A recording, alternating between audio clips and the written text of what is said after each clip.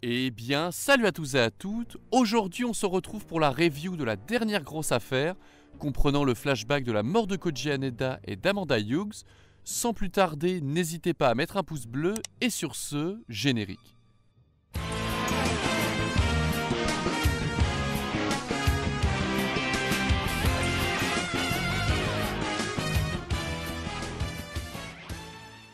L'affaire que nous allons traiter est donc une grosse affaire de 7 chapitres, dans la même logique que la confrontation du tome 100. Si vous vous souvenez bien, l'affaire du tome 100 comprenait 6 chapitres, avec 3 chapitres centrés sur le code échangé entre les membres du FBI ainsi que la course-poursuite en voiture, et les 3 derniers chapitres étaient plus tournés vers une confrontation avec la fameuse chasse à l'homme que Kamel a subie. Ici, même chose.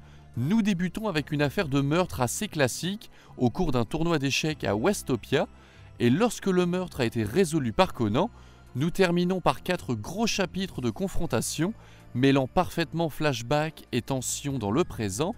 En outre, tout débute par Wakita, qui vient livrer des sushis à Kogoro et Ran.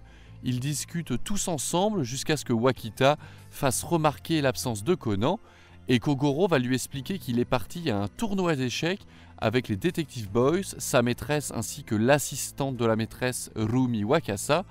Il n'en fallait pas plus pour titiller sa curiosité, surtout que les échecs lui rappellent un événement survenu 17 ans auparavant, échecs dans les deux sens, le tournoi bien sûr, mais surtout la grosse bourde qu'il a faite à l'époque. En tout cas, dans cette affaire, un joueur est retrouvé mort dans les toilettes avec 3 flèches plantées dans le corps. Conan va mener l'enquête avec Shiratori et Kuroda, qui étaient aussi présents en tant que joueurs. Lors de sa présentation, Kuroda va faire remarquer à Rumi qu'ils se sont déjà croisés, et il ne parle bien entendu pas de l'affaire au camping, mais il parle de l'affaire d'il y a 17 ans. Lors d'un micro-flashback, on découvre enfin que Rumi était en compagnie d'Amanda Hughes par le passé. Retour sur l'enquête actuelle, ils seront rejoints par l'inspecteur Megure, et c'est juste avant le chapitre de résolution que Rom arrive en voiture devant le bâtiment, prêt à en découdre. Au final, l'affaire était très intéressante et triste à la fois, avec une histoire de vengeance après qu'1 an auparavant, un joueur d'échecs se soit suicidé. En effet, lors d'un tournoi, une sonnerie de téléphone avait retenti, et ce joueur avait juste vérifié son portable pour être sûr que cela ne venait pas de lui, mais malheureusement, même s'il n'avait rien à voir là-dedans, de l'extérieur, les autres joueurs ont commencé à le juger, ce qui lui a coûté une journée de défaite totale du fait qu'il était déconcentré. C'est après ça, hanté par cette sonnerie, qu'il mettra fin à ses jours. Et lors du tournoi actuel, le meurtrier tentera de piéger celui qui avait mis en place cette combine, mais sans succès. Il se résoudra donc à l'assassiner. Fin du 3e chapitre, Kuroda invite Conan à se mettre à l'écart afin qu'il lui raconte des événements passés il y a 17 ans. Au même moment, l'organisation pirate les caméras du bâtiment et Rom, pour la seconde fois en quelques jours, voit le visage de Rumi. Le chapitre se termine donc par Rom qui ordonne à Kire Chianti de l'abattre. Pour cette seconde partie d'affaire, nous entrons dans l'un des flashbacks les plus longs de la série. Gosho ne s'est vraiment pas moqué de nous car énormément d'éléments nous sont dévoilés. Ce flashback, nous le voyons au travers de Kuroda, Rumi, mais aussi de Rom lui-même. Kuroda était donc présent aux États-Unis il y a 17 ans pour voir un tournoi d'échecs avec un ami américain. Nous sommes la veille de ce tournoi, Koji Haneda devait y participer.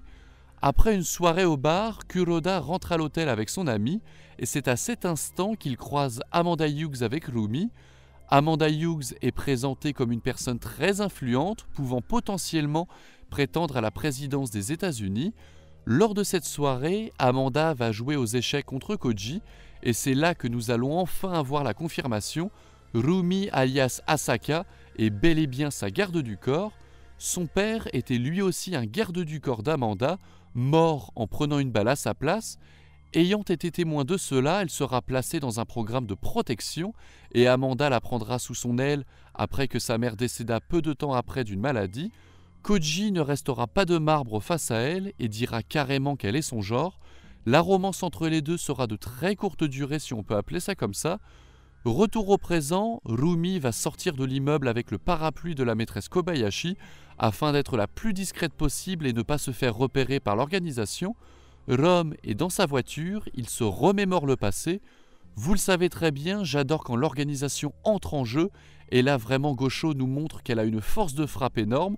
Pendant trop longtemps, on s'est moqué d'elle comme étant infiltrée par plein d'agents doubles, Kir, Bourbon, Akai de son temps ou même Scotch. Mais là, Rome est entouré de plein d'agents et il utilise son œil gauche pour détecter les gardes du corps d'Amanda Hughes. Son œil, allié à une mémoire incroyable, il sait exactement qui était avec elle et à quel événement. Et digne des meilleurs films, l'organisation entre en jeu. Chaque garde va être neutralisé et mis dans d'énormes valises sans que personne ne s'en rende compte. L'organisation agit et comme Aibara l'avait dit au tout début du manga, elle ne laisse aucune trace. Sa seule erreur ce jour-là aura été de rater Kuroda, qui aura un rôle extrêmement important dans ce flashback. Maintenant que Rome a le champ libre, il se rend chez Amanda pour une petite discussion. Amanda l'a déjà vu 50 ans auparavant alors qu'il n'était qu'un enfant. 50 ans il y a 17 ans, donc 67 ans en tout. On devine donc que les 56 ans que Rome essaye de montrer actuellement n'est autre qu'un mensonge et qu'il a davantage 70 voire même 75 ans. Rome dévoile aussi qu'il a hérité de son nom de code de son père qui servait déjà les intérêts de Karasuma et pour le coup il n'a pas été malin car pour dénicher Asaka il présentera le Silver Bullet à Amanda qui n'est autre que la drogue produite par les parents d'Aibara. Il n'aura jamais pensé qu'Amanda se jetterait sur sa main pour ravaler le poison et protéger Asaka, qui est actuellement dans la chambre de Koji. Rome décide de chercher au plus vite Asaka, au cas où elle détiendrait des informations sur l'organisation. Tout le monde quitte donc précipitamment la chambre, laissant Amanda dans l'agonie. Elle aura le temps de laisser un die message, une montre autour d'une pièce d'échecs, le cavalier.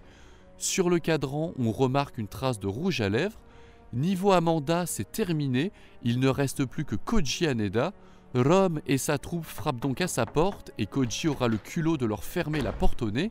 Ce laps de temps lui permettra de cacher Asaka derrière les livres de sa bibliothèque, contre son gré bien entendu, car lui aussi aura recours à des méthodes plus que douteuses en la tasant. Ce seront là les derniers souvenirs de Rumi que l'on a déjà vus lors de flashbacks précédents, comme l'affaire en forêt avec l'escroc de mariage. Koji sera donc seul face à l'organisation. Rome entre enfin dans la chambre en lui faisant remarquer que les livres ont bougé. Il sera très vite à deux doigts de trouver Asaka, mais Koji détournera son attention en mentionnant Renya Karasuma. Il aurait lu sur internet que 30 ans auparavant, il se serait présenté à une réunion du groupe à la place de Karasuma pour des raisons de santé. Pour quelque chose de secret, Rome a donc croisé en une soirée deux personnes qui en connaissent sur l'organisation et il va donc falloir l'éliminer. Bizarrement, et c'est là qu'il commet la faute, Rome ne vérifiera finalement pas la bibliothèque où il aurait pu trouver Asaka.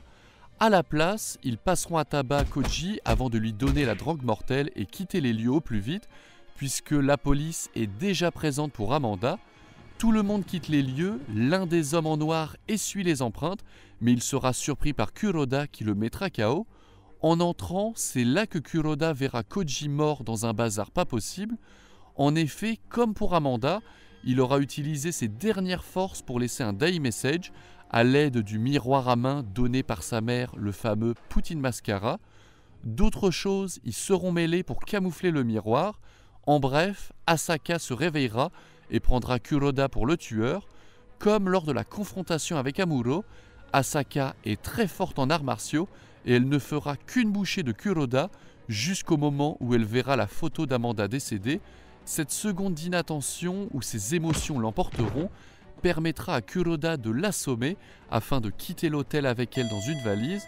Finalement, tout le monde critique l'organisation, mais tout le monde s'est inspiré d'elle dans cette affaire. D'un côté avec Koji qui va taser Asaka, et de l'autre Kuroda qui va aussi la mettre dans une valise. Rome retournera quelques instants plus tard dans la chambre de Koji et comprendra la finalité des choses. Asaka s'est enfuie et elle se trouve probablement avec le grand japonais qu'ils viennent de croiser à l'instant au niveau de l'ascenseur. Dans les rues de la ville, en pleine nuit, une course-poursuite sera improvisée avec pour finalité l'accident de Kuroda qui lui coûtera 10 ans de coma. Asaka, elle, disparaîtra avant de réapparaître comme nous le savons au Japon. C'est ainsi que le flashback se termine, mais il reste encore le présent à démêler. Conan commence à réfléchir sur le Die Message d'Amanda, qui signifierait peut-être Watch out, donc attention, mais rien n'est sûr, son enquête avance encore d'un pas lorsque Kuroda lui explique avoir vu un homme assez âgé avec un œil assez particulier. Cet élément se rajoute au fait que Conan sait que Rome a un nom bizarre et donc on sent que la fin approche de ce côté-là. Chianti et Korn sont toujours à l'affût dans leur immeuble. Les deux ne sont certainement pas les plus malins de l'organisation, mais au moins ils sont là. Contrairement à la course-poursuite de Kamel où c'était Korn qui avait un temps de réaction d'une tortue, là c'est Chianti qui manque réellement de professionnalisme en regardant les informations sur son portable. Elle en rigole car non loin de là, quelqu'un s'est amusé à braquer une armurerie avec un couteau. C'est comme braquer une banque avec un pistolet à eau, c'est totalement ridicule, sauf que ce n'est pas n'importe qui a commis le vol, car au moment où Kobayashi sort avec le parapluie de Rumi, les deux snipers se préparent à l'abattre. Heureusement que Rome réagira vite en remarquant que les chaussures ne correspondent pas à celles de Rumi. Ainsi, déconcentrés, Chianti et Korn manqueront de peu leur cible. Comme il pleut et qu'il y a de l'orage, personne, hormis Conan et Aibara, ne se doutera des tirs de sniper. Et là, Rumi entre en jeu, car grâce au tir, elle a pu identifier l'endroit où se cachent Korn et Chianti, et elle mettra une belle balle dans l'épaule de Chianti comme pour lancer un avertissement. Tout le monde bat en retraite et c'est la fin de cette belle confrontation qui ne tardera pas à revenir, soyez-en sûrs. Rome regrette de ne plus avoir son œil gauche, mais une solution lui vient peut-être en tête, et si la PTX pouvait résoudre cela, il commence à avoir des doutes sur l'effet de cette drogue, donc Gaara Conan, Aibara et Mary, qui pourraient vite revenir dans le viseur de Rome.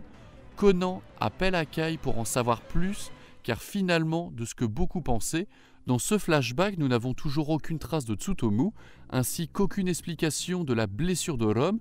Kuroda, lui, est hors jeu, il est dans le coma, donc nous savons enfin que Tsutomu est arrivé après la mort de Koji sur la demande du père Haneda.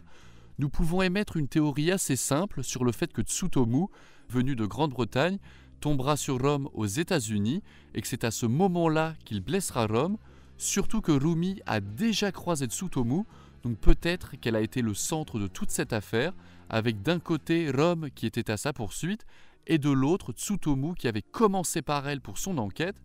Au moment où cette vidéo sortira, l'affaire suivante sera certainement sortie, mais ce dont je suis sûr, c'est que nous arrivons de plus en plus vite à la fin de cet arc. Shinichi devrait probablement réapparaître d'ici peu si les dires de Gosho sont justes. Avec le film 26 centré sur Aibara et l'organisation, le manga va suivre ce rythme extrêmement plaisant. Sur ce, ça va être la fin de cette review, j'espère que vous l'aurez aimé. N'hésitez pas à mettre un pouce bleu, à vous abonner, et sur ce, peace.